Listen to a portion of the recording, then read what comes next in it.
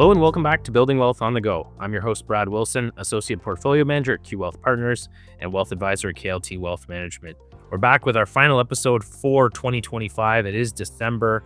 The cold has arrived, the snow has arrived here in Ontario, and exciting times ahead heading into 2026. Today we're going to do an educational deep dive into tax loss harvesting. Given that it's the end of the year, this is the time of year where we think about any tax implications for the end of year closes out and that deadline passes.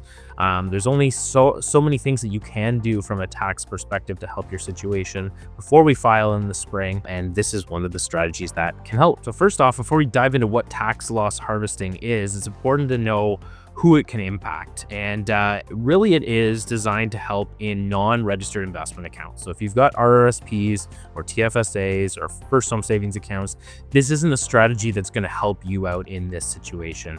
This is really earmarked towards clients who have non-registered assets in a brokerage account or with an advisor or something like that. The idea behind tax loss harvesting is really to either nullify or reduce the amount of taxes owed as a result of selling some securities within your investment portfolio. There are really two main ways that you can utilize this strategy to help it benefit you in your investment portfolio moving forward. The first being rebalancing. Portfolio rebalancing, something that happens quite often. If you manage your investments yourself, you probably do it on occasion. If you have an investment professional that manages it for you, they likely do it on occasion as well.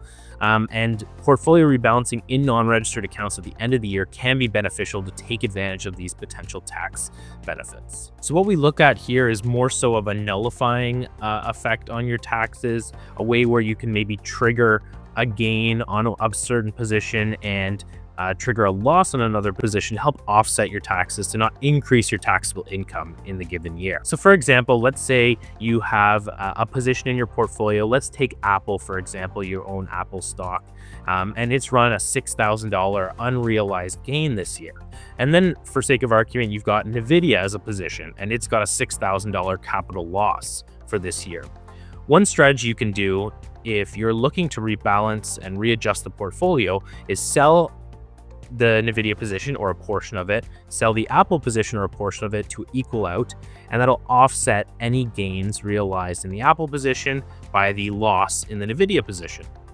By doing so, you can then reallocate those funds into another position and rebalance and retool your portfolio without triggering any taxable consequences. The second strategy really comes into effect is when you're trying to lower your taxes for some reason or another. Now, this could be you've got a cottage property maybe you sold in 1 year or some additional income coming in and you'd like to have a little bit of a tax offset. What you can do is instead of triggering a gain and loss, is you just trigger the loss on a certain position. So you might just sell that $6,000 loss in NVIDIA to have a $6,000 capital loss offset a capital gain from potentially a property that was sold, a cottage property or something like that. And then you can reposition those funds into another security. There is one rule, however, when it comes to tax loss harvesting, and that is the superficial loss rule that CRA has in place, which means the 30 days prior to the sale and the 30 days after the sale, neither you or anyone in your household, your spouse or whatnot, can purchase the same security back within that time period. And that's just a little bit of a, cheating the system that they're trying to mitigate so that, there's no workarounds there. Easy ways to move it around is if you are, let's say you've got an ETF, for example, that you're moving out of, and there's a very similar ETF listed, you could move it from one to the other. There's lots of different strategies like that. Best to consult your advisor or whomever you deal with on the investment side to really figure out what strategy works best for you. But what this does is opens up the door for a lot of opportunities on the tax perspective to save some money or to rebalance the portfolio and position yourself better for the start of the next year. Doing so at end of year is a really good time to do so after you've seen how markets in your portfolio played out over the course of the 12 months this year. So hopefully you found this deep dive today informative. Really do appreciate everyone tuning into Building Wealth on the Go. If you haven't already, make sure to leave a like, subscribe on whatever platform you're on. We are posting every month, doing market deep dives, economic deep dives, and educational deep dive on a rotating basis. So thanks as always for tuning in, and we'll see everyone again in January. Happy New Year.